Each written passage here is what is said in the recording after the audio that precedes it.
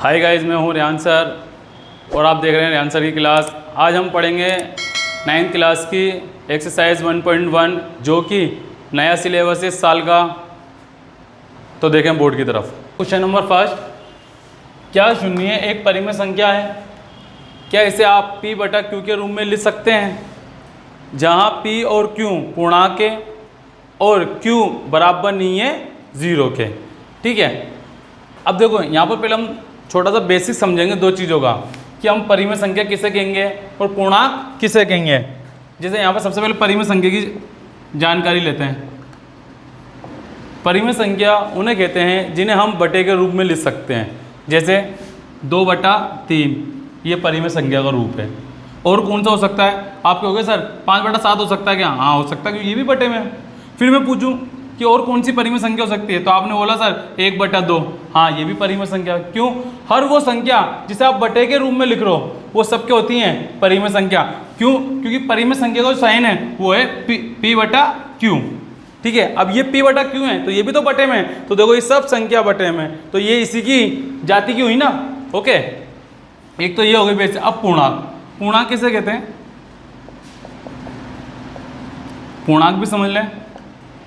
पूर्णांक उन्हें कहते हैं जिसके अंदर दोनों ही संख्या होती है, प्लस वाली भी और माइनस वाली। देखें, आप देखें कैसी होती हैं।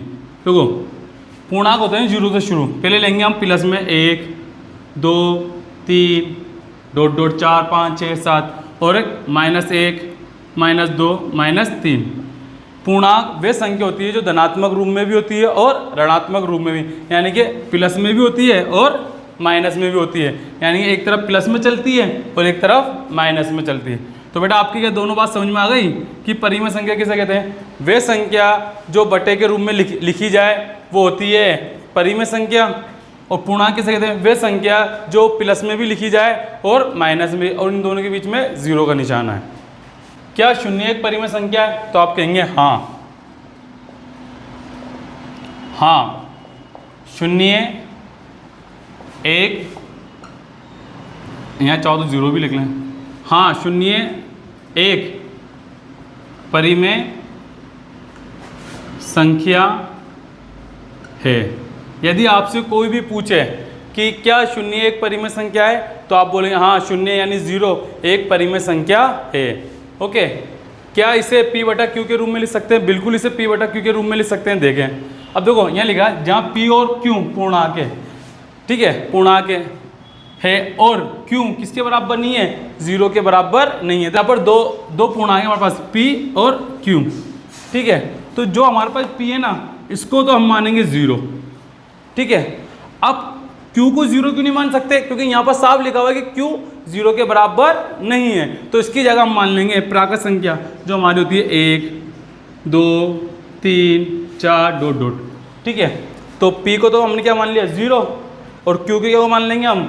1 2 3 4। यदि आपको कि सर हम q को 0 मान लें तो गलत हो जाएगा, क्योंकि यहाँ लिखा हुआ है क्योंकि q 0 के बराबर नहीं है, तो हम p को तो 0 मान सकते हैं पर q को 0 नहीं मानेंगे, और इसकी जगह रख लेंगे हम 1 2 3 4। अब हम 0 को परिमेय संख्या के रूप में कैसे लिखेंगे? देखो ध्यान रखना, 0 तो आएगा ऊपर और नीचे आएगा 1। अब मैंने क्या कहा था, वे संख्या जो बटे के रूप में होती है वो परिमेय संख्या होती है नहीं होती? तो देखो ये परिमेय संख्या बन गई। तो आप अगली परिमेय संख्या बना के दिखाओ तो आप बोलोगे सर 0/2।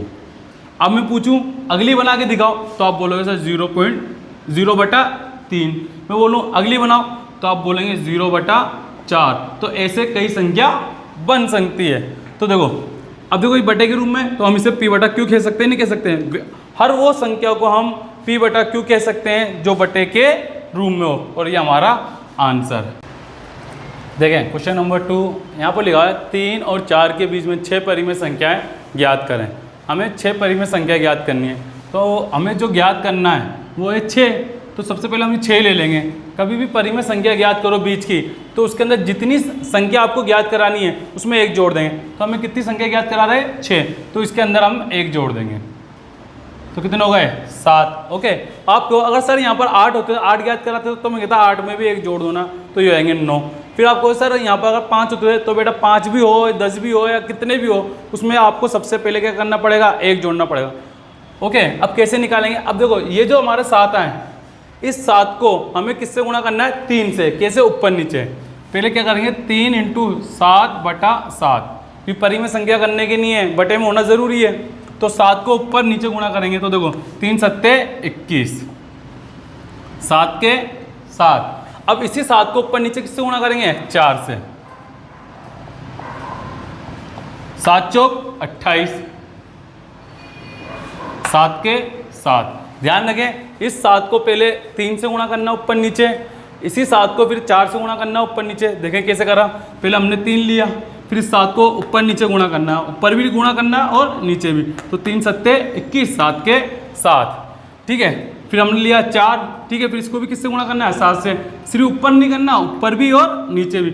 7 चौक 28 और 7 के 7। अब इनके बीच में यानी 21/7 और 28/7 इनके बीच की संख्या कौन सी हो गई? 22/7, 23/7, 24/7, 25/7, 26/7 और 27/7। तो पहला कौन सा हो गया? 22/7, 23/7, 24/7, 25/7, 26/7 और 27/7। तो ऐसी कितनी हो गई है? 1, 2, 3, 4, 5, 6। ये हो गई हमारी 6 परिमेय संख्या।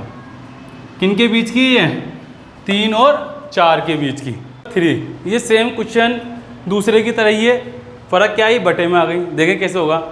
3/5 और 4/5 के बीच 5 परिमेय संख्याएं ज्ञात कीजिए। अब मेरा सवाल है, सबसे पहले हम किसे पकड़ते हैं?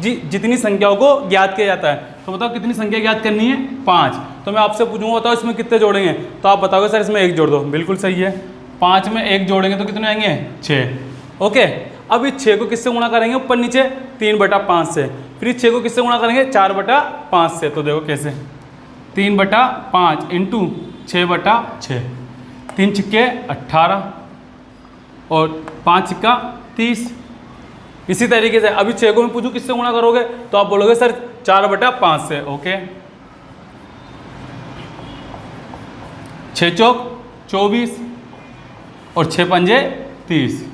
तो ध्यान दे कि हमें इस 6 को किस से गुणा करना है? 3/5 से। फिर इस 6 को किससे गुणा करना है? 4/5 से। अब देखो हमें निकालना 5 परिमेय संख्या। तो हमारे पास आ गया एक तो 18/30 और एक आ गया 24/30। अब 18 और 24 के बीच में कौन कौन सी संख्या आती है? तो देखो पहला आई है 19, तो जाएगा 19/30। ठीक है, फिर 19 के बाद कितना आएंगे? 20, 20/30। कितनी निकालनी है अपन को? 5। अभी तो 2 ही हुई हैं। 20 के बाद कितना आएगा? 21/30।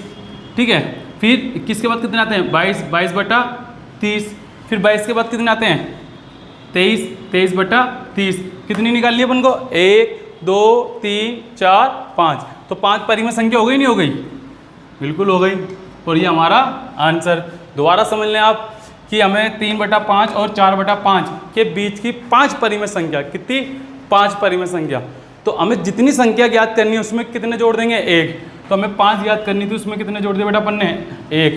ये 5 कैसा है? क्योंकि हमें 5 परिमेय संख्या ज्ञात करनी है। ये एक क्या है इसका रूल्स है कि जितनी परिमेय संख्या ज्ञात करनी है उसमें पहले 1 जोड़ेंगे। तो 5 और 1 कितने हो गए? 6। अब इस 6 को मैं पूछूं किससे गुणा करोगे? तो आप बोलना सर पहले 3/5 से गुणा करेंगे, फिर इस 6 को किससे गुणा करेंगे? 4/5 से, ऊपर नीचे। तो पहले हमने लिया 3/5, इसको ऊपर नीचे गुणा कर दिया। ठीक है, तो 3 छिक्के 18 और 6 पंजे 30 पहला। अब इस 6 को किससे गुणा करेंगे? 4/5 से।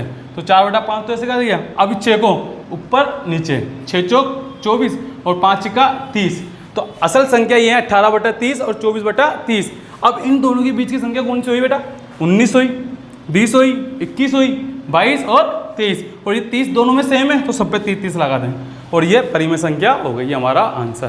सवाल नंबर 4 यहाँ पर लिखा है कि सत्य है सत्य है, यानी कि हमें इन जो 3 बातें पूछी है उसे बताना है वो सही है या गलत है। अगर सही है तो हम लिखेंगे सत्य है, और गलत है तो उसकी जगह लिख देंगे असत्य। यानी सत्य का मतलब होता है सही और गलत बात का मतलब होता है असत्य। ठीक है, अब बेटा ये लिखा प्रत्येक प्राकृत संख्या एक पूर्ण संख्या।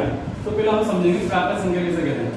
वे संख्या जो 1 से शुरू हो बेटा, 1, 2, 3, 4 अनंत तक है, डॉट यानी आगे भी लिख सकते हैं 4, 5, 6, 7, 8 तक।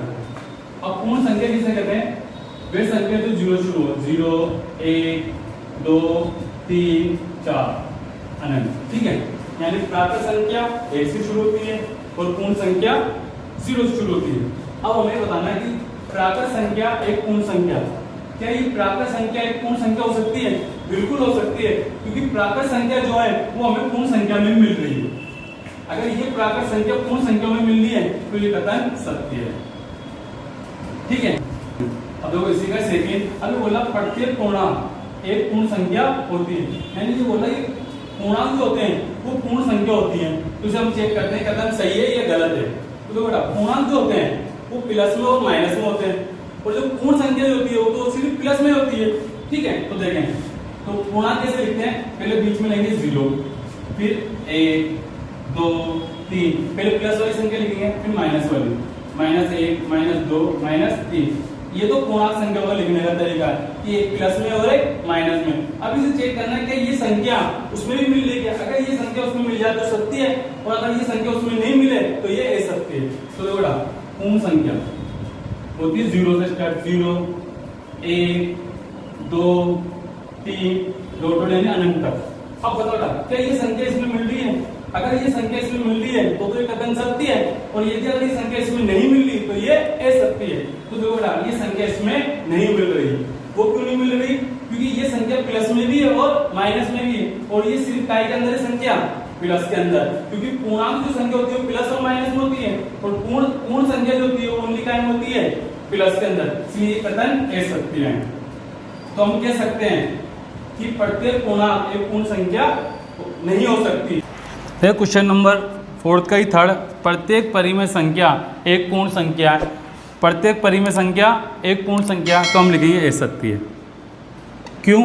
क्योंकि परिमेय जो संख्या वो होती है बटे के रूप में, और जबकि पूर्ण जो संख्या होती है वो बटे के रूप में नहीं होती, इसलिए कथन असत्य है। जैसे हम परिमेय संख्या को लिखते हैं 2/3 या 1/2 या 5/7, तो परिमेय संख्या वो तो हो गई हमारी बटे के रूप में, जबकि पूर्ण जो संख्या होती है वो बटे के रूप में ना होकर काय के रूप में होती है, 0 से शुरू होती है, 0 1 2 3। तो देखो दोनों में फर्क नजर आ रहा है। परिमेय संख्या तो कैसे हो गई, बटे के रूप में, और जबकि पूर्ण संख्या काय में 0 से स्टार्ट हो रही है, इसलिए हम इसे बोलेंगे असत्य। यदि ये संख्या भी 0 से शुरू होती या बटे में नहीं होती, ठीक है, इसी की तरह होती, तो हम इसे सत्य बोलते, जबकि ये संख्या बटे में और ये संख्या बटे में नहीं है, इसलिए कथन क्या है, असत्य है।